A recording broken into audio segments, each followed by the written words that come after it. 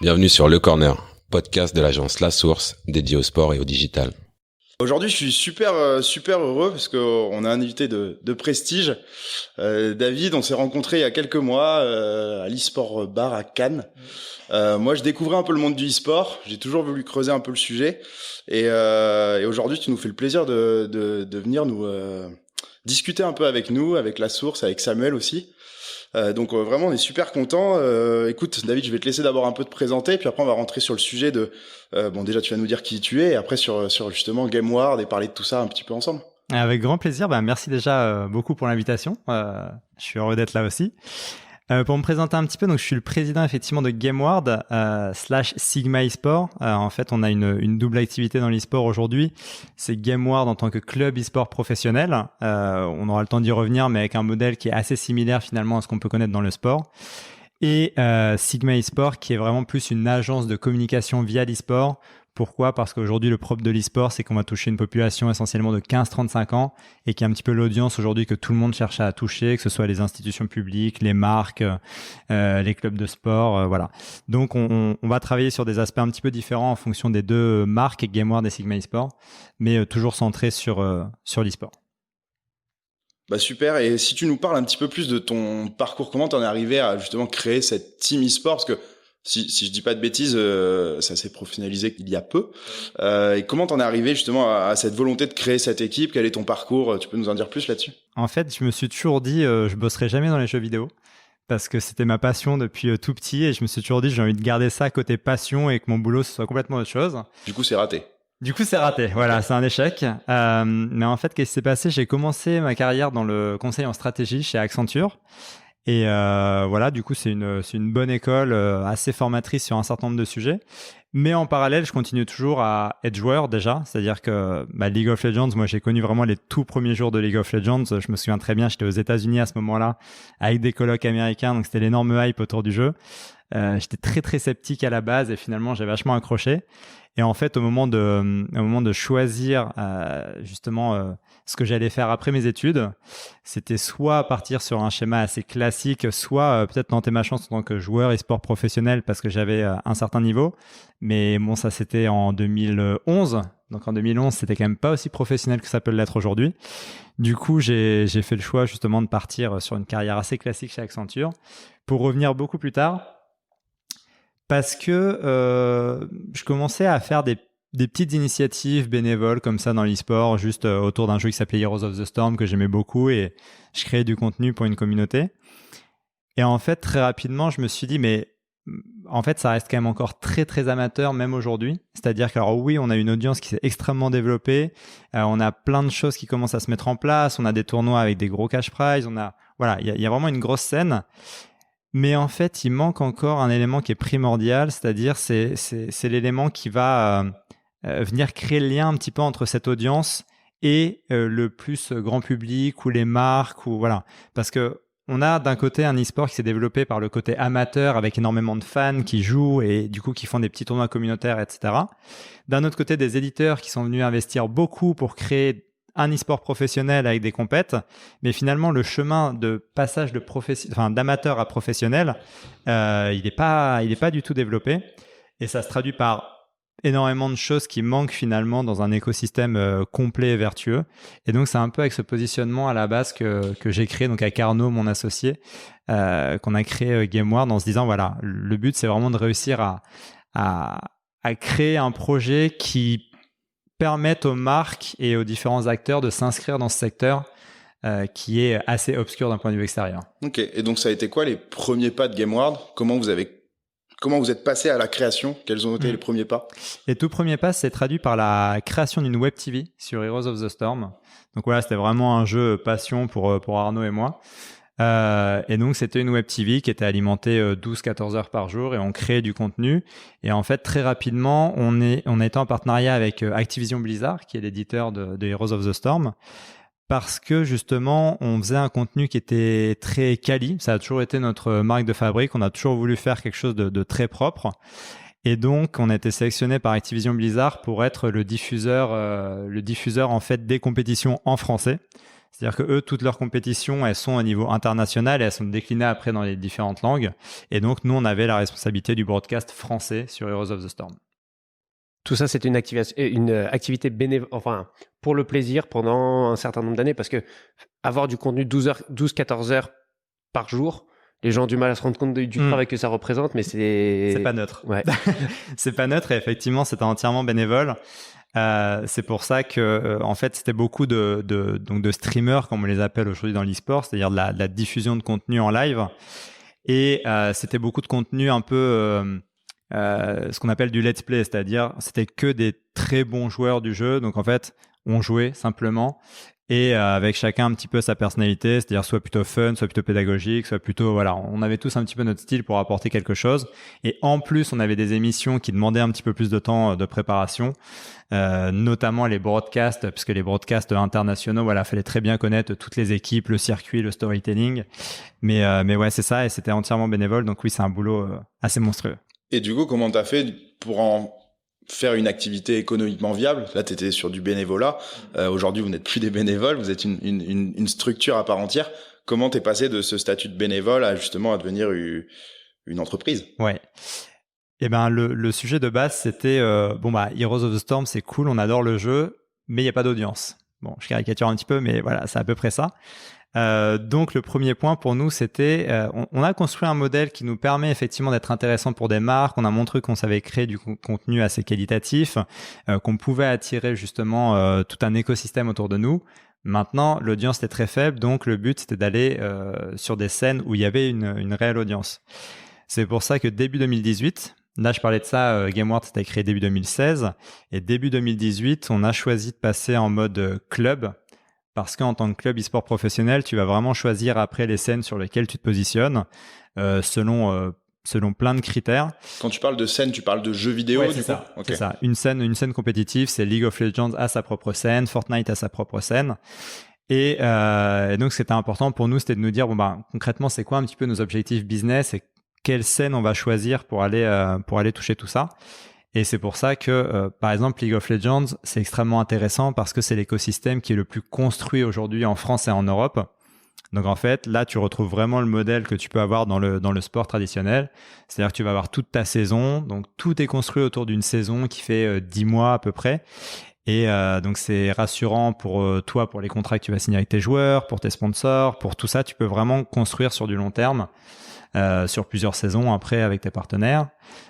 Fortnite, par exemple, c'est très différent parce que Fortnite, c'est beaucoup moins construit. Au contraire, c'est plein de tournois un petit peu à droite à gauche. Donc, le gros intérêt de Fortnite, c'est que tu as une audience qui est monstrueuse et qui est très jeune, qui est plus jeune que League of Legends en l'occurrence. Donc, ça va permettre de faire d'autres choses. Ça va permettre de faire des choses de manière un petit peu différente aussi parce que le côté compétitif sur Fortnite est un tout petit peu en retrait pour mettre plus en avant le côté création de contenu, le côté justement broadcast là aussi, et voilà. Donc en fait, selon les scènes sur lesquelles tu vas vraiment avoir un modèle très différent. Mais du coup, tes enjeux sont toujours un peu les mêmes. Tu parles beaucoup de communauté depuis le début, ouais. Que ce soit dans l'amateurisme au départ jusqu'à la création vraiment d'une structure. Donc j'imagine la création de contenu, c'est un des enjeux. L'autre, c'est le revenu. Comment vous gérez tout ça du coup? C'est ça. En fait, la clé, quoi qu'il arrive, c'est l'audience. En gros, si t'as pas d'audience, t'as rien à faire, t'as pas de modèle. Parce que je disais, le modèle, il est relativement basé sur celui d'un club de sport. Aujourd'hui, c'est beaucoup de sponsoring, un peu d'événementiel, mais l'événementiel, il est généralement plus géré par les organisateurs de tournois, pas par les équipes directement. Tu vas avoir des droits médias, mais pareil, les droits médias, tu vas y avoir accès quand tu es dans les plus grosses ligues internationales, quand tu es en contrat avec les éditeurs. Donc, tu vas avoir du merchandising. En fait, quasiment tous tes flux de revenus ils vont être quand même très orientés sur le fait que tu aies à un moment de l'audience ou pas, une communauté. Donc, c'est pour ça que dans toute une première période, le but, c'est vraiment de réussir à construire cette communauté avant de te poser la question de comment tu vas la monétiser.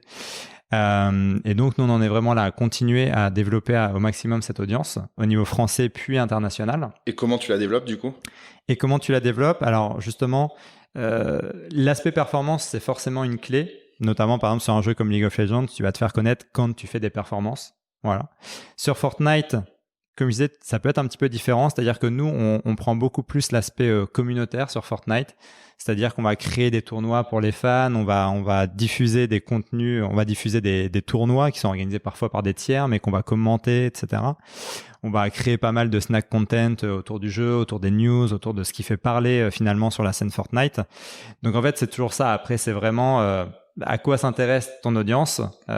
Donc principalement les jeux vidéo forcément sur lesquels ils sont positionnés, mais aussi travailler après plus sur toute la culture, un peu la culture pop, geek, etc. qui tourne autour et qui vont faire que tu arrives à créer une marque qui va pas être entièrement dépendante de ses résultats, mais qui va être beaucoup plus large que ça. Et juste, moi, si je peux revenir sur un point un petit peu en avant, parce que sur la structuration, on a vu que des équipes comme Team Vitality avaient levé énormément de fonds et créer du contenu, créer cette narration pour avoir justement une grosse audience que tu construis. Comment vous êtes structuré, vous, côté GameWorld? Quelle est la stratégie de la structure et de l'équipe de manière générale? Et comment vous arrivez à vous donner le temps de créer cette communauté?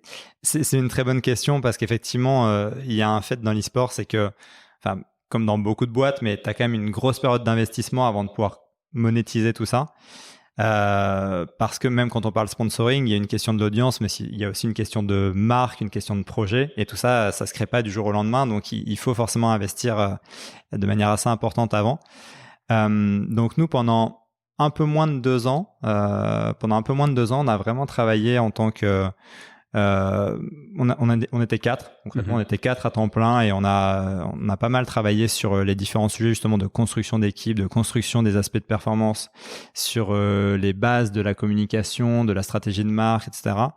Et en début d'année, là, enfin fin d'année dernière, on a levé 1 million d'euros pour accélérer un petit peu sur tout ça, pour renforcer notre équipe de communication, pour renforcer nos performances sur les différentes scènes et pour pouvoir accélérer. Et là, tu vois, bon, en plus, on a fait ça forcément pendant l'année de Covid, donc c'est pas la meilleure année pour nous non plus, même si c'est au global une année assez intéressante pour l'e-sport parce que c'est une activité qui s'est pas arrêtée. Malgré tout, il y a une réalité en face, c'est que comme la plupart des revenus viennent du sponsoring, c'est quand même un petit peu à l'arrêt aussi parce que la plupart des marques n'investissent plus ou de manière beaucoup plus frileuse. Mais en fait, c'est vraiment ça l'idée, c'est que nous, pendant 6 mois, on a construit toutes les bases de notre projet là. Et on rentre un petit peu plus tardivement que prévu dans une vraie phase de commercialisation maintenant parce qu'on a plein de choses à raconter à des sponsors potentiels de par notre positionnement, de par ce qu'on a construit depuis le début de l'année notamment, etc. Okay. Mais voilà, et pour compléter, effectivement, aujourd'hui, tu es forcément obligé d'investir quand même pas mal avant de réussir à avoir un modèle qui est pérenne. Parce qu'un modèle pérenne, il y a très peu d'équipes e-sport aujourd'hui en Europe ou dans le monde qui réussissent à en avoir un. Parce que l'écosystème est quand même toujours en développement. Ouais. Et du coup, ça prend du temps. Ouais, je pense qu'on y arrivera un petit peu plus tard, mais justement, cette notion de création de valeur chez les équipes, là où la création de valeur, je la trouve vachement centralisée pour le moment entre les organisateurs d'événementiels et les plateformes de diffusion. C'est super intéressant de voir comment vous allez tacler le sujet en ayant le modèle du sport traditionnel qui a été longtemps fondé sur juste les revenus de droits télé et les revenus de sponsoring. Comment vous, avec cette visibilité-là, vous allez construire un écosystème où vous allez créer d'autres sources de revenus pour pérenniser, de pas être dépendant de peu de moyens de rentrée d'argent? Ouais, c'est une excellente question et je pense que c'est une des questions principales aujourd'hui. Justement, beaucoup de gens investissent, mais tout le monde n'a pas encore la réponse de c'est quoi l'écosystème et le modèle économique de demain.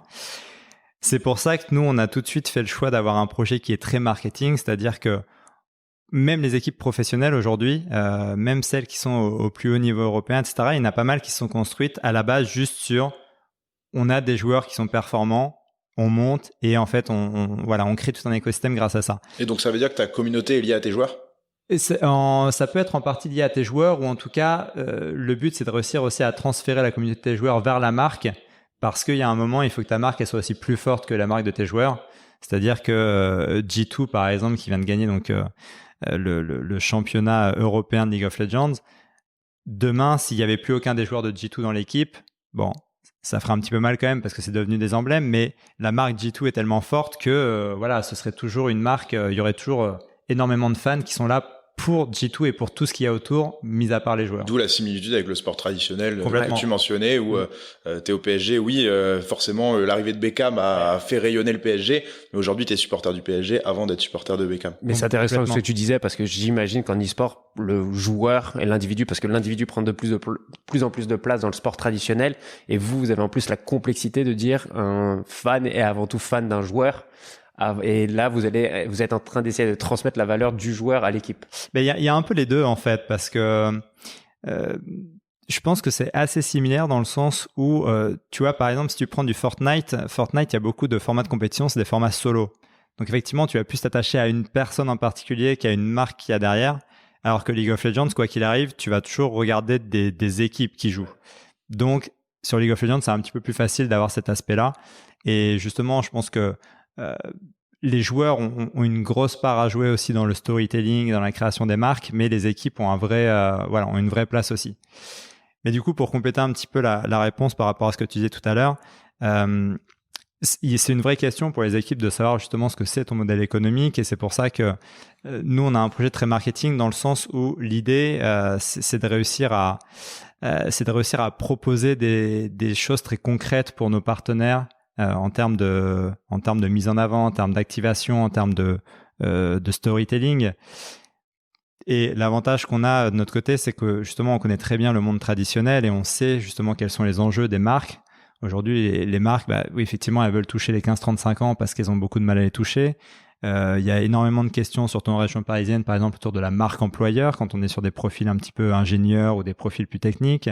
Donc, en fait, il y a plein d'axes comme ça sur lesquels tu peux réfléchir et sur lesquels tu peux dire, OK, moi, aujourd'hui, je suis dans l'e-sport, je touche les 15-35 ans. Comment est-ce qu'on va faire pour créer des projets qui vont être hyper intéressants pour l'audience et qui va permettre aux marques, justement, d'atteindre certains de leurs objectifs, qui sont vraiment des objectifs business, tu vois, c'est pas une nouvelle stratégie de se dire je vais dans l'e-sport, c'est une extension de ce qu'ils font aujourd'hui. Mm-hmm. Mais justement, il faut vraiment que ce soit vu comme tel, et c'est un peu un de nos combats aujourd'hui, c'est-à-dire que t'as pas mal d'acteurs qui commencent à se dire l'e-sport c'est cool, c'est à la mode, j'y vais, sans vraiment se demander ce que tu vas y chercher. Et ça, c'est souvent une des pires choses à faire, parce que du coup, si tu sais pas ce que tu vas y chercher, tu ressors avec rien et tout le monde est déçu à la fin. Donc. Mais de ça, du coup, tu pars quasi d'une feuille blanche quand vous créez justement ces activations, où vous prenez quand même des best practices de ce qui se fait dans l'entertainment, que ce soit dans le sport traditionnel ou même dans d'autres milieux, dans la musique ou autre. Alors c'est ça en fait, c'est que autant l'e-sport c'est nouveau, autant en fait tous les piliers sur lesquels on s'appuie ils sont pas nouveaux, puisque tu viens de le dire, c'est du divertissement, c'est du sport, c'est de l'événementiel, donc en fait il y a énormément de choses qui existent déjà. Et c'est pour ça que c'est un peu notre positionnement aussi d'essayer de nous entourer d'experts de tous les sujets qui sont importants, qui gravitent autour de l'e-sport. Parce que, alors oui, il y a un certain nombre de choses qu'on va réinventer, mais il y a aussi beaucoup de choses dont on va s'inspirer et qu'on va adapter un petit peu au code de l'e-sport, qu'on va adapter à l'audience, qu'on va adapter à la façon de communiquer, aux nouveaux réseaux, etc. Mais très clairement, on réinvente pas la roue aujourd'hui. Enfin, il y a plein de choses à réutiliser ou à réadapter ou qui existent déjà dans le sport. Et je pense qu'il va se passer encore un petit peu de temps avant qu'on en soit vraiment à se dire OK, là on a vraiment réutilisé un petit peu tout ce qui se fait, on est allé assez loin, maintenant il faut vraiment qu'on invente des choses qui sont complètement nouvelles. Je pense qu'aujourd'hui la plupart des clubs qui sont les plus avancés se sont développés sur des choses qui existent déjà dans d'autres domaines. Et effectivement, je pense que l'e-sport sera aussi précurseur sur un certain nombre de sujets demain, mais aujourd'hui, il y a quand même un certain nombre de bases qu'on peut aller chercher ailleurs. Ouais, t'en as parlé déjà avec le modèle économique. Aujourd'hui, les droits télé, c'est quelque chose d'un peu flou dans le e-sport. On a autre chose, c'est tout ce qui est venue, événement. Ouais. À la base, c'est quelque chose accessible pour tout le monde. On peut jouer de chez soi, sur son ordinateur, sa console, n'importe où. Vous avez aussi des stratégies justement par rapport au fait d'avoir pas un stade, mais peut-être une arène, faire de l'événementiel autour de ça. C'est une très très bonne question et très d'actualité pour nous. Juste pour compléter sur les droits médias, effectivement aujourd'hui le sport en Europe ne fait pas forcément rêver, en tout cas les clubs de sport professionnels, parce que justement il y a beaucoup de clubs qui perdent de l'argent et qui vivent un petit peu à perte. Et c'est forcément une des craintes aussi des investisseurs après de se dire OK, on investit sur un domaine qui est nouveau mais qui reproduit un petit peu le modèle qui existe déjà. Et donc c'est pour ça aujourd'hui aussi que les éditeurs sont de plus en plus en train de faire le choix de se positionner sur des ligues qui sont des ligues fermées, plutôt sur le modèle du sport américain, qui a un peu plus fait ses preuves au niveau modèle économique et qui est plus rassurant d'un point de vue investissement, etc.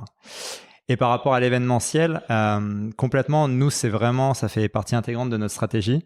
C'est-à-dire que oui, l'événementiel aujourd'hui est en grande partie géré par les organisateurs parce que c'est eux qui ont la main un petit peu sur tout.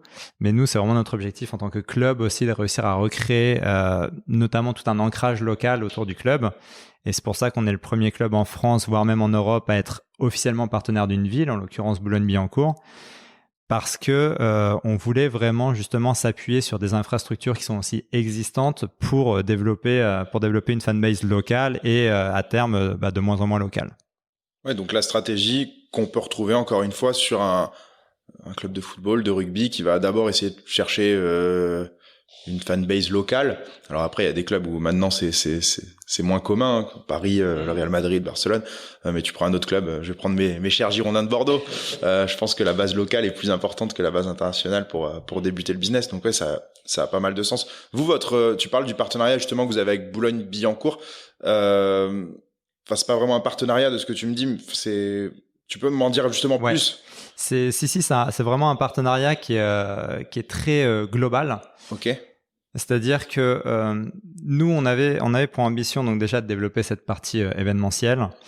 On a une autre partie qui est un peu qui fait vraiment partie de notre ADN, c'est aussi de réussir à encadrer un petit peu le milieu, à structurer le marché, à encadrer l'audience, etc.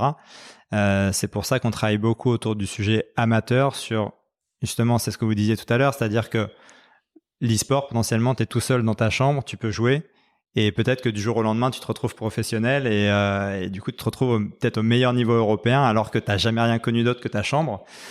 C'est une transition qui n'est pas forcément évidente. Et du coup, nous, on est vraiment en train de travailler aujourd'hui pour créer toutes les passerelles qui vont permettre justement d'avoir des étapes un petit peu intermédiaires entre les deux. Pour la partie professionnelle, mais aussi pour la partie amateur, pour essayer d'encadrer au maximum la pratique. Parce que si tu fais du foot, t'as 5 ans, 10 ans, tu vas dans ton club, t'es avec tes potes, t'es encadré par un entraîneur. Ça, aujourd'hui, dans l'e-sport, tu ne l'as pas. T'es tout seul dans ta chambre et point barre. C'est marrant que tu dis ça parce que j'étais en train de me dire, d'un côté, je trouve ça stratégiquement super intéressant d'être adossé à Boulogne-Billancourt de par son positionnement ouest parisien, grosse ville qui n'a pas une grosse structure sportive. Donc, il y a tous les éléments. Et de l'autre côté, je me suis dit, mais le public e-sport est vachement frivole dans le sens où tu vas pas recruter une équipe et leur demander de venir emménager à Boulogne parce que toi, ton objectif, c'est d'avoir le meilleur japonais, le meilleur indien et le meilleur américain dans ta team. Et donc, je me suis dit, dur à créer la passerelle entre ce sentiment d'appartenance et cette collaboration avec une ville et ce public qui est par nature très digital et dispersé. Alors, c'est une très bonne remarque, justement. Sur la partie purement amateur, nous, le but avec Boulogne, c'est justement de créer tout un cadre qui va permettre de donner un petit peu les bonnes pratiques pour les jeunes, etc. C'est pour ça qu'au mois de juillet, là, on a ouvert un club e-sport municipal à destination des jeunes de la ville pour qu'ils viennent découvrir un petit peu l'e-sport ou qu'ils progressent en fonction de l'âge qu'ils ont. Et le tout en étant encadré et en évitant les potentielles dérives que tu peux avoir autour du secteur, parce que comme sur tout, il peut y en avoir. Et sur la partie professionnelle, en fait, si nous, on va demander à nos joueurs professionnels de venir s'installer à Boulogne-Billancourt, on fait un petit peu tout à l'envers par rapport au sport. On n'aurait potentiellement pas besoin. Mais aujourd'hui, pourquoi on le fait? Parce que on est persuadé que c'est important pour la performance. C'est-à-dire qu'aujourd'hui, nos joueurs professionnels, ils sont encadrés par un préparateur physique, un préparateur mental, par un ostéo, par un nutritionniste. Parce que tout ça, c'est les petits éléments, les petits plus qui vont faire la différence in fine. Et on est persuadé que tu peux pas sur le long terme être bon si tu es juste assis dans ta chambre 15 heures par jour et avoir aucune hygiène de vie, et avoir aucun rythme. Donc ça, c'est un peu notre croyance à nous. Hein. Elle est pas encore, elle est en train de se développer aujourd'hui dans l'e-sport, mais c'est pas encore complètement la norme. Ouais, ça doit rassurer quelques parents quand même d'un point de vue éducatif. Je pense que voilà. D'avoir un cadre, c'est comme le centre de formation au foot, parce que au final, tu vas quoi, à 12-13 ans. Mais t'as déjà une certaine crainte pour un parent laisser son fils partir. Alors t'as la perspective économique à moyen terme, mais pour avoir été dans une famille où mon frère est parti tôt, cette crainte-là, elle existe déjà dans le domaine du sport. Alors, se lancer dans l'e-sport avec le manque de visibilité et en plus le postulat fondamental de beaucoup de parents que ton enfant doit pas passer trop de temps devant un ordinateur. J'imagine qu'il y a des... C'est une très très bonne remarque. C'est pour ça que nous, tout ce qu'on fait depuis le début, déjà, ça vient jamais au détriment du système scolaire.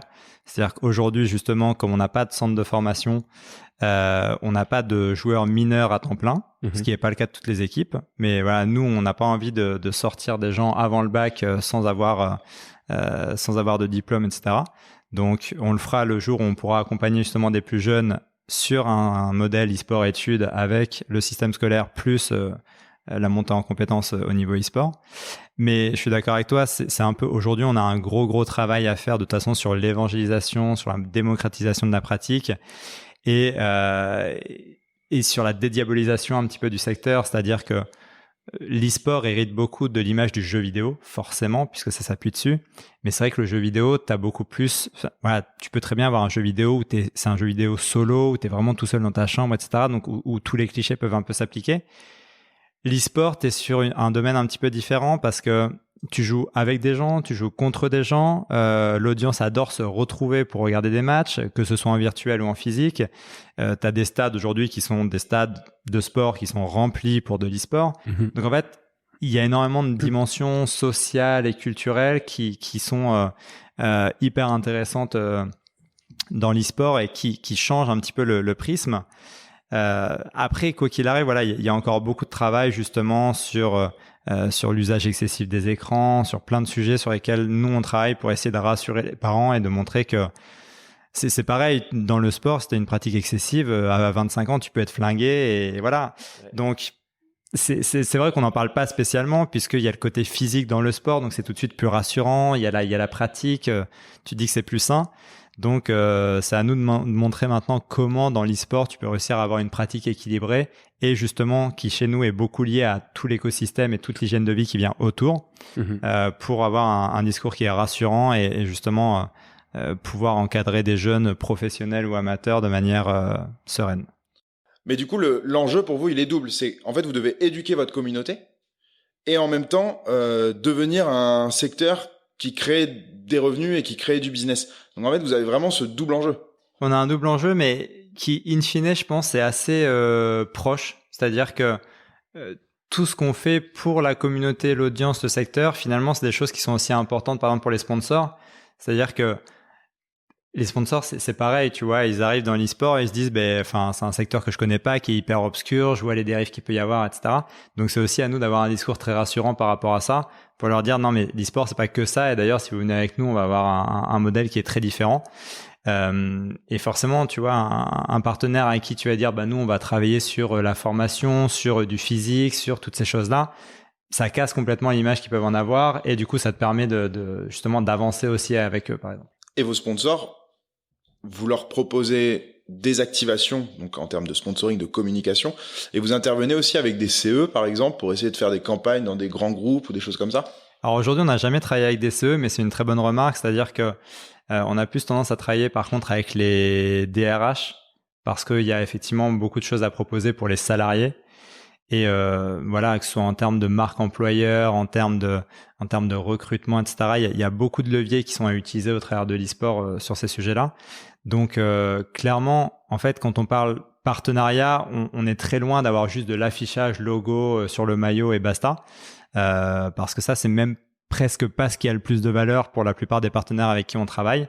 Donc c'est pour ça qu'encore une fois, c'est hyper important pour nous de bien comprendre les enjeux de nos partenaires et de leur créer un projet sur mesure qui va vraiment répondre à des objectifs très spécifiques.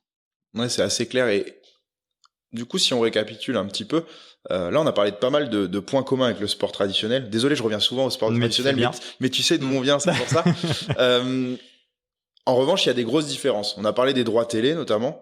Il y en a d'autres. Est-ce que tu peux nous expliquer justement ce qui est vraiment différent entre le monde que vous vivez, vous, dans le e-sport. J'essaie de pas faire la faute avec du e-sport, hein. Tu m'as corrigé avant de venir aujourd'hui. Et le sport traditionnel, du coup. Ouais. Alors, c'est vrai que, de toute façon, le parallèle avec le sport, il est toujours fait, il sera toujours fait parce que je pense que, j'ai tendance à penser que les deux secteurs sont pas forcément concurrents, mais qu'il y a en revanche énormément de choses communes à travailler ensemble. Oui, on le voit d'ailleurs avec des équipes de football qui ont créé leur équipe de e-sport. On a le PSG, on en a beaucoup en Allemagne. Voilà, il y a quand même déjà des similitudes. C'est ça. Justement, je pense que pendant une période, les clubs de sport ont un peu eu peur en se disant oui, mais l'e-sport, finalement, est-ce que c'est pas un peu la suite du sport? Est-ce qu'ils sont pas un peu en train de prendre notre place? Et du coup, il y a eu plutôt une confrontation. Je pense que maintenant, le message est à peu près passé, que c'est des mondes qui peuvent cohabiter et qu'au contraire, l'un peut s'appuyer sur l'autre. Et c'est vraiment ce qu'on essaye de faire de notre côté. Et c'est vrai que quand on échange avec des clubs de sport, en fait, on retrouve généralement on retrouve les mêmes discussions. C'est-à-dire que nous, ce qui nous intéresse, c'est vraiment de comprendre comment eux sont construits, comment eux se structurent, justement, que ce soit au niveau de l'événementiel, au niveau de la formation, au niveau de tous les sujets qu'on a évoqués précédemment. Et eux, très souvent, l'aspect principal qui revient, c'est nous, on a besoin de vous pour se développer sur l'aspect digital. Parce que c'est vrai qu'un club e-sport, par définition, c'est digital natives. On a toujours connu que ça, on a toujours communiqué que sur les réseaux, etc. Là où les clubs de sport sont souvent un peu en retard, pour la plupart, pas pour tous, loin de là. Mais c'est vrai qu'on constate que la partie de digitalisation, souvent, elle est complexe. Et c'est un vrai sujet pour les clubs de sport parce que c'est aussi, justement, ils ont du mal à toucher la nouvelle audience parce qu'ils sont pas forcément sur les bonnes plateformes, parce qu'ils communiquent pas forcément de la bonne manière. Et donc, ça une vraie différence entre les deux secteurs, mais où, encore une fois, il y a un intérêt pour les deux à travailler ensemble pour, justement, pour combler les lacunes de chacun. Ok. Et vous prenez des ressources de d'autres secteurs, c'est-à-dire est-ce que c'est intéressant pour vous d'avoir des profils qui viennent du monde du retail, du monde, je sais pas, des assurances, n'importe quoi, qui peuvent vous amener justement de la structuration dans votre business? Aujourd'hui, nous, c'est vrai qu'on essaye de recruter justement quasiment que en dehors de l'e-sport. D'accord. Parce qu'on part du principe que l'e-sport, c'est un secteur qui est jeune, dans lequel il n'y a pas encore énormément de gens qui ont beaucoup d'expérience, etc. Là où, comme je disais tout à l'heure, la plupart des sujets qu'on traite aujourd'hui, il y a des gens qui ont 15, 20, 30 ans d'expérience dessus. Donc, on va plutôt essayer d'aller récupérer ces gens-là dans d'autres secteurs. Aujourd'hui, on s'est beaucoup tourné notamment vers le monde du sport. Donc, tu vois, on est complètement aligné par rapport à ça. Il y a certainement d'autres secteurs demain dans lesquels c'est intéressant de recruter. Tu vois, au niveau digital, pareil, il y a toute une stratégie digitale à développer où on va pas forcément aller chercher les experts dans le sport, où ils sont pas forcément présents aujourd'hui dans l'e-sport, mais où tu vas aller chercher, je sais pas, peut-être dans des sociétés de conseil ou dans d'autres secteurs. Donc, dans le retail, justement, qui est très bon aussi dans le digital. Donc, complètement, nous, le but, c'est vraiment d'aller chercher les compétences là où elles sont sans se mettre de barrières, justement, sur les secteurs ou autres. Voilà. Ouais, et on en a déjà parlé ensemble, pas pendant ce podcast, mais justement sur toute votre stratégie digitale, effectivement, de se nourrir des bonnes structures, des bons conseils. Si on parle de tout ça, on a pas mal parlé de distribution de contenu. Je reviens un petit peu sur l'aspect communautaire. J'y suis pas mal attaché. Aujourd'hui, vous diffusez principalement sur Twitch. Sur un petit peu tous les réseaux sociaux, c'est-à-dire effectivement Twitch pour le live. YouTube pour la partie contenu monté, et après ça va être beaucoup de Twitter dans l'e-sport. Twitter reste un petit peu le réseau majeur, même si c'est très clairement pas celui qui se développe le plus vite. TikTok aujourd'hui, ça fait clairement partie des réseaux qui sont en vogue dans le secteur. Instagram aussi beaucoup. Voilà, donc finalement les réseaux assez classiques mais plutôt nouveaux quand même. Ouais, et ma question du coup c'est de savoir quels sont les bons et les mauvais côtés d'utiliser tous ces réseaux. Écoute, je pense qu'il y a surtout beaucoup de bons côtés, c'est-à-dire qu'on va vraiment chercher l'audience là où elle est. Le principal côté négatif, je dirais, c'est que après, tu as une audience qui est un petit peu éparpillée selon les réseaux, etc. Donc, il faut aussi, c'est assez chronophage parce qu'en termes de création de contenu, en termes de communication, tu vas vraiment avoir une stratégie pour chaque réseau. Et vous arrivez à qualifier votre audience. Tout à l'heure, tu as parlé de votre communauté, que vous essayez de vachement interagir avec elle. Donc, c'est-à-dire que vous la questionnez beaucoup, vous la sollicitez beaucoup? Alors, effectivement, on est ça fait vraiment partie de notre façon de fonctionner, c'est qu'on est beaucoup en interaction avec notre communauté. Maintenant, ta question, elle est complètement pertinente parce que justement, c'est l'autre défaut un petit peu des réseaux sociaux, c'est-à-dire que ton audience, elle est pas non plus ultra qualifiée. C'est assez difficile de savoir précisément quelles sont les tranches d'âge, les centres d'intérêt, etc., de ton audience. Donc ça, c'est aussi un sujet justement sur lequel nous en particulier, on est en train de se pencher pour savoir comment faire justement pour avoir quelque chose de plus quali. C'est ce que j'allais dire parce que tu disais tout à l'heure que l'e-sport était en avance par rapport au sport sur la partie digitale. Je trouve que l'avance que vous avez, c'est que vous avez compris que c'était des plateformes de distribution, que c'était votre nouvelle chaîne télé, finalement, ces réseaux sociaux. Mais en fait, le parallèle que je vois beaucoup avec le domaine du sport, c'est dans le sport, les grosses institutions commencent à se demander comment récupérer plus de données qualifiées sur ces utilisateurs parce que fondamentalement, c'est leur fonds de commerce à long terme. Et vous, c'est un petit peu la même chose parce que vous mettez énormément de contenu sur les réseaux sociaux, vous avez un énorme reach qui vous permet d'attirer des sponsors et dire qu'il y a de la valeur. Mais fondamentalement, qu'est-ce qui fait selon toi tu as dit tout à l'heure que vous étiez en avance par rapport au domaine du sport sur la partie digitale. Comment est-ce que vous le caractérisez ça? Parce que moi, de ma perspective extérieure, finalement, pour le moment, vous créez énormément de valeur pour les GAFA, mais vous en retenez très peu au passage. Ouais, non, c'est une très bonne remarque. C'est-à-dire que quand je dis qu'on a en avance sur certains aspects au niveau digital, c'est vraiment plus dans les réseaux à utiliser, dans la façon de communiquer, dans la façon de s'adresser à l'audience, qui est aussi finalement tous les digital natives qui sont en train d'arriver et auxquels les clubs de sport ou les acteurs du sport n'ont pas forcément été habitués à parler historiquement. Mais après, je suis tout à fait d'accord avec toi et c'est un énorme enjeu et c'est vraiment quelque chose sur lequel on est en train de travailler nous aussi justement pour se dire oui, concrètement, comment tu qualifies mieux cette audience parce que là, effectivement, c'est exactement ça. C'est-à-dire qu'on crée de la valeur pour les GAFAM, on en retire un petit peu, mais on ne la retire pas entièrement. Et c'est un gros enjeu, effectivement, pour le secteur aujourd'hui. Ouais, c'est juste ce que tu dis. Et je suis en train de réfléchir en même temps. Ouais. Mais comme tu dis, nous dans le sport, notre enjeu principal, justement, c'est d'essayer de ramener de la valeur à l'ayant droit ou au club. Donc, mieux connaître son audience, mieux la qualifier, et puis quand elle est mieux qualifiée, forcément, on la vend mieux. Donc j'imagine que vous avez les mêmes enjeux. Je continue un petit peu sur Twitch, etc. Parce que j'ai essayé de relancer ce sujet plusieurs fois et j'ai vraiment envie de te titiller là-dessus. C'est le côté droit télé. Comment tu vois l'évolution du secteur, sachant que c'est différent du sport pour le coup, parce que dans le sport, c'est simple, il y a des droits, il y a des images, on les achète, on les diffuse.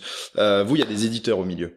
L'éditeur est propriétaire du jeu, il y a des joueurs qui jouent à ce jeu, et après on le diffuse sur des plateformes qui, en plus, ne vous donnent pas la data. Comment tu vois l'évolution? Comment c'est aujourd'hui déjà, et comment tu vois le marché évoluer à ce niveau? Alors déjà, je vais faire une petite parenthèse sur notre modèle, en l'occurrence. Nous, on a vraiment plutôt tendance à se voir comme une marque média construite autour d'un club e-sport professionnel que juste un club. C'est-à-dire que nous, notre objectif, c'est aussi de pouvoir nous détacher au maximum des performances. Parce que tes performances, c'est le sport, d'une année sur l'autre, elles peuvent être complètement différentes, etc. Donc, on veut clairement pas miser que là-dessus. Ce qui fait que, en fait, notre modèle, il est basé à la fois sur la performance, mais aussi beaucoup sur le divertissement de manière beaucoup plus globale. Et ce qui fait que, typiquement, sur Twitch, sur YouTube, etc., tu peux créer énormément de contenus qui sont totalement décorrélés finalement de tes compétitions, de tes circuits, de tes ligues, etc. Ça, c'est un enjeu qui est assez important parce que je pense qu'un club e-sport, demain, il doit avoir déjà une certaine force par lui-même, par la marque qu'il arrive à créer, que tu es capable de vendre ou de monétiser justement auprès de certains diffuseurs de contenu qui vont s'intéresser à ça en particulier. Et aujourd'hui, tu vois, tous les gros, la plupart des gros clubs e-sport, soit en Europe, aux États-Unis, ils sont en partenariat avec Twitch. Nativement, ils y sont déjà parce que forcément, ils communiquent énormément via ce biais-là. Mais justement, Twitch est en train d'aller un petit peu plus loin dans ce qu'ils créent avec les équipes parce qu'ils savent bien que demain, si Facebook Gaming dit, tiens, toi, équipe Intel, tu nous intéresses, viens plutôt chez nous. Finalement, c'est énormément de contenu qui est perdu aussi pour Twitch. Donc là, c'est ce qu'on est en train d'avoir. C'est-à-dire que il commence à y avoir une certaine guerre des droits médias, enfin, des droits médias de manière un petit peu étendue. C'est-à-dire que même pour la création de contenu au quotidien, tu as de plus en plus de rachats de contrats sur des influenceurs, sur des équipes, sur des choses comme ça. Parce que finalement, c'est ceux-là qui vont créer le contenu via les plateformes dont on est en train de parler tout à l'heure, que ce soit Twitch, soit YouTube, que ce soit Facebook, etc. Donc, il y a une vraie valeur déjà de la part des marques intrinsèquement par rapport à ça. Et donc, c'est les plateformes qui rachètent... Alors, en fait, aujourd'hui, tu as, par exemple, Mixer, qui était la plateforme de Microsoft, qui a fermé ses portes il y a peu. Ils avaient justement racheté des contrats des gros influenceurs pour qu'ils viennent diffuser chez eux. Mais sur une durée limitée, j'imagine. probablement sur une durée limitée, mais vu les influenceurs dont on parlait, c'était de toute façon des deals qui étaient hyper conséquents en termes de montant. Mais effectivement, en fait, c'est ça, c'est-à-dire que là où aujourd'hui, par exemple, les clubs de sport sont parfois en train de créer une chaîne télé ou autre pour étendre un petit peu leur diffusion, comme tout le monde dans l'e-sport est déjà en train de diffuser, la question après c'est c'est toujours un rapport de force, c'est-à-dire qu'au bout d'un moment, si tu es suffisamment puissant, c'est finalement qui est-ce que ça intéresse ce contenu-là et qui va peut-être me payer, tu vois, pour pouvoir le diffuser. Donc ça, c'est sur la partie vraiment purement liée aux marques et aux clubs et qui est donc un peu indépendante des compétitions. Donc ça, c'est quand même quelque chose sur lequel les clubs vont pouvoir se développer et vont réussir à monétiser indépendamment des éditeurs. Et la deuxième partie, c'est effectivement les compètes. Parce que là, les compètes, toi, en tant que club, t'as pas du tout la main sur la diffusion, sur la monétisation. Et c'est pour ça que tu as donc de plus en plus déjà de compètes qui se créent sous format de ligue fermée parce que c'est plus facile à monétiser sur le long terme. Et c'est plus facile même de dire, tiens, je te vends du contenu où on sait que pendant 3 ans, 5 ans, tu vas avoir les mêmes marques. Donc voilà les clubs qui sont là. Donc et la redistribution de l'argent devient beaucoup plus logique derrière. Et voilà, c'est plus facile parce que du coup, quand tu as des systèmes de relégation, c'est comme dans le foot par exemple aujourd'hui, c'est-à-dire que t'es un club qui est en Ligue 1, tu passes en Ligue 2, au niveau droit média, etc. Ça fait mal à ton modèle, quoi. Donc c'est ça. Aujourd'hui, t'as des ligues qui se créent comme ça avec un partage de revenus auprès des différentes parties prenantes. Et en fait, très généralement, comment ça fonctionne ? En fait, tu as une sorte de pot commun où tu as dedans les droits médias qui vont rentrer, tu as le sponsoring de la ligue, du circuit, tu vas avoir également ce qu'on appelle le merchandising digital, c'est-à-dire tout ce contenu qu'un éditeur est capable de vendre dans le jeu et qui va être potentiellement à l'effigie des équipes. Voilà, et tout ça, ça va rentrer un peu dans un pot commun qui ensuite va être redistribué en fonction des équipes qui sont présentes dans la ligue. Et c'est intéressant parce que tu parles de ligue fermée et tu l'as mentionné plusieurs fois aujourd'hui. Si on prend le modèle du sport, là tu viens de parler de club de football, on a une ligue, on a des fédérations, etc. Vous êtes lié à la ville de Boulogne, tu me parles de ligue à côté. Où se placent les institutions publiques en fait dans ce modèle ? Aujourd'hui, elles se placent pas spécialement, on va dire. C'est-à-dire que je pense que tu en as beaucoup qui commencent à émerger justement en se disant l'e-sport c'est clairement un sujet sur lequel il faut que nous aussi, institutions publiques, on se positionne. Pourquoi ? Parce que c'est intéressant pour l'attractivité de ton territoire si tu commences à te positionner sur l'événementiel. C'est intéressant en termes de ce que tu es capable d'apporter à ta population. Parce qu'aujourd'hui, une des principales problématiques qu'on rencontre au travers des jeux vidéo / e-sport, c'est que tu commences à avoir des scissions générationnelles qui se créent parce que les parents concrètement comprennent pas grand-chose à ce que sont en train de faire leurs gamins. Et du coup, c'est hyper compliqué parce que tu commences à avoir des parents qui disent moi je comprends pas, ça me paraît pas intéressant, du coup j'interdis. Mais l'interdiction pour nous ça pose d'autres problèmes aussi parce que si tu interdis à ton gamin de jouer à Fortnite alors que dans la cour de récré tous ses potes jouent à Fortnite, finalement il va y avoir une sorte d'exclusion derrière. Donc en fait, il y a plein de sujets comme ça sur lesquels il y a vraiment besoin d'accompagnement et nous c'est un peu notre positionnement de se dire au travers des institutions publiques, on veut construire et communiquer les bons messages pour aider justement au développement sain de la pratique. Et je pense qu'aujourd'hui, c'est essentiellement là qu'elles doivent se positionner, les institutions publiques, sur finalement combler un petit peu le manque qu'il y a aujourd'hui dans l'e-sport, qui est le fait qu'il n'y ait pas de club e-sport amateur en tant que tel, comme quand on en parlait tout à l'heure dans le sport. Et donc, c'est pour ça que nous, c'est vraiment la première brique qu'on a construite avec Boulogne, parce que c'est primordial justement au développement d'une pratique équilibrée. Ouais, et puis c'est lié, si on appelle tous les ministères, on pourrait appeler le sport, l'éducation nationale, même la santé du coup, parce que j'imagine que rester 15 heures devant son ordi, c'est pas forcément bon pour le dos et autres muscles. Donc ouais, il y a pas mal de sujets là-dessus. C'est assez intéressant ce que tu dis et finalement on comprend dans notre échange que tout est encore en train de se créer. Du coup, j'ai 2 questions pour toi, mais je l'ai entendu une fois. La première, c'est comment tu vois le e-sport évoluer sur les prochaines années? Et après, comment tu vois GameWard évoluer dans ce milieu? Très bonne question. Alors, je vais commencer par répondre à la deuxième. Nous, très clairement, chez GameWard, l'objectif aujourd'hui, c'est de nous positionner parmi les principaux clubs européens parce que le fait est qu'aujourd'hui, t'as beaucoup moins de barrières physiques, ou en tout cas, t'as pas de limite physique dans la pratique de l'e-sport. Donc, c'est pas comme au foot, ok, tu peux avoir ta ligue française, bah ouais, très bien, ta ligue française, elle va tourner très bien toute seule, etc.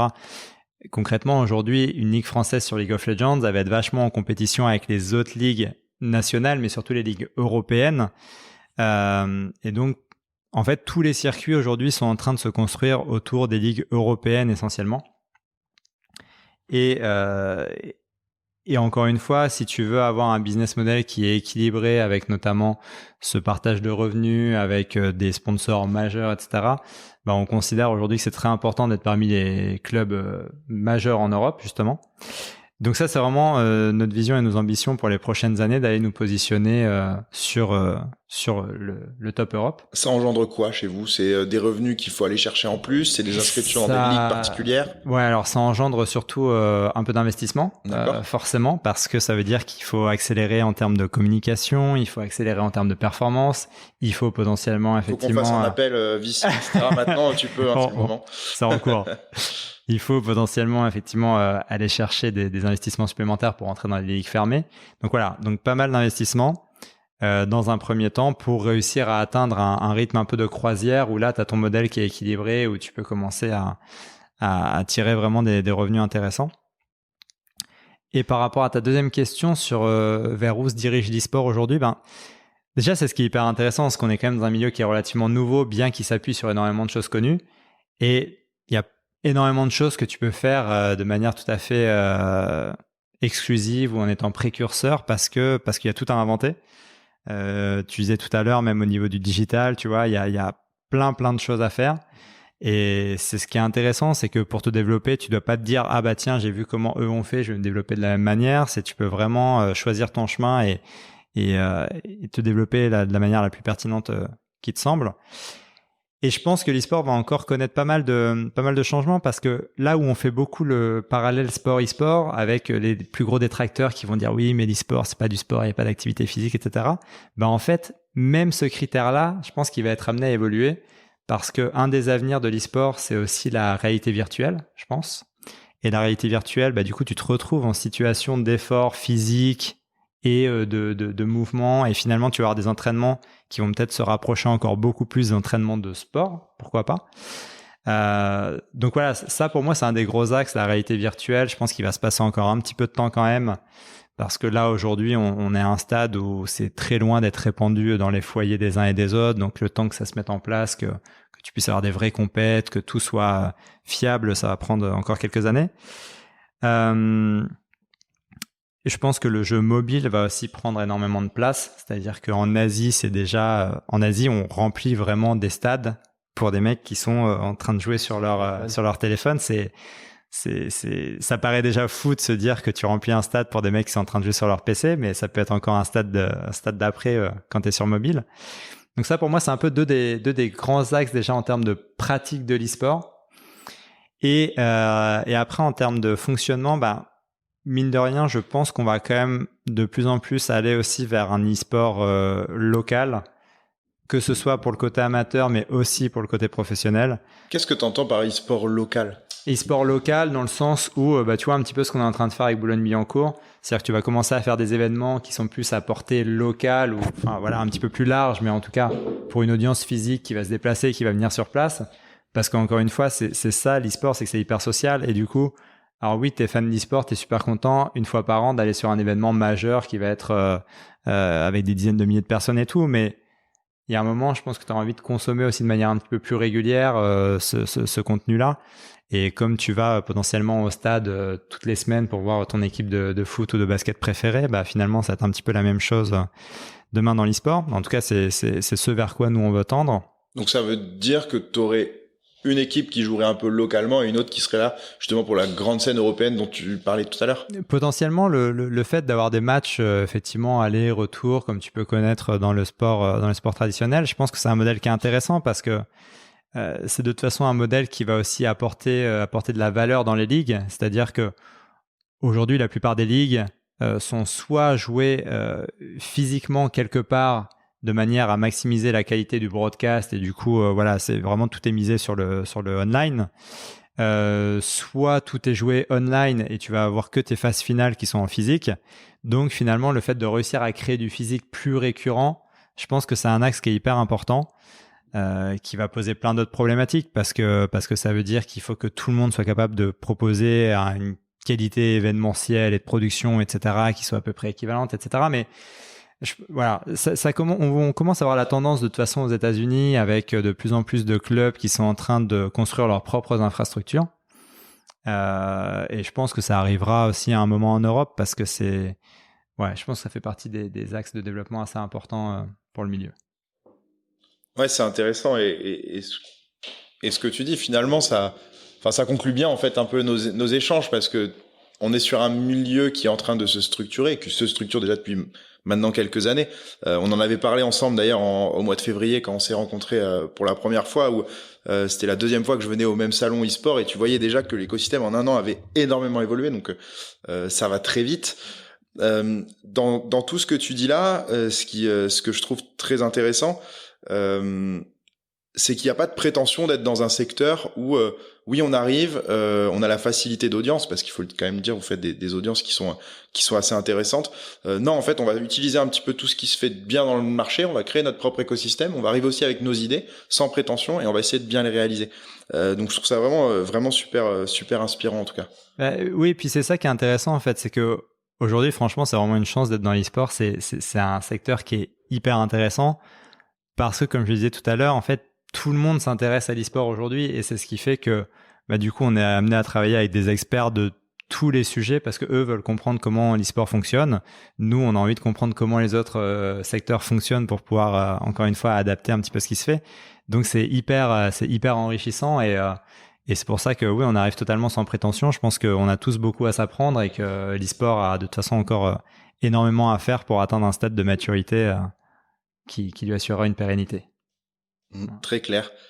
Est-ce que tu as d'autres choses que tu as envie d'ajouter à cet entretien avant qu'on termine, avant que je te remercie déjà d'être venu, d'avoir pris du temps avec nous. C'était un super échange. Merci Sam aussi d'être venu. Mais si tu as un petit mot à ajouter, si tu veux appeler des investisseurs ou autres, si tu as des petites idées, c'est le moment. Vas-y, on te laisse un peu la parole. Non, écoute, très clairement, nous, on est en phase d'accélération un peu permanente de toute façon parce que c'est ce que je disais, c'est que aujourd'hui, la plupart des clubs sont vraiment en train de se positionner et de toute façon, aujourd'hui, c'est vraiment aujourd'hui, comme tu disais, que le secteur est en train de se construire. Je pense que si d'ici 3 à 5 ans, tu vas commencer à avoir un écosystème, notamment européen, qui sera à peu près établi et qui va plus trop bouger. On en est un peu aux premières heures du foot, hein, pareil. Une fois que ta Ligue 1 elle est remplie, que ta Ligue 2 elle est remplie, derrière, si tu veux démarrer ton club en national et évoluer, c'est forcément moins facile. Donc là, on a la chance d'être vraiment dans cette étape un petit peu préalable où tout le monde est en train de se positionner et nous, c'est dans les 3-4 ans qu'on va tenter de se positionner. Donc, on est en accélération permanente, très clairement. Et à part ça, non, écoute, on a fait un très bon tour, je pense, d'horizon. On pourrait parler pendant des heures, mais ça fait déjà une bonne base.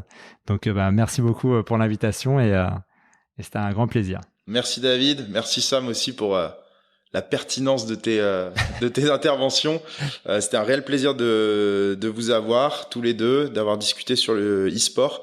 J'espère que ça a éclairé pas mal de nos auditeurs aussi. Et à très vite pour le prochain épisode. Le corner.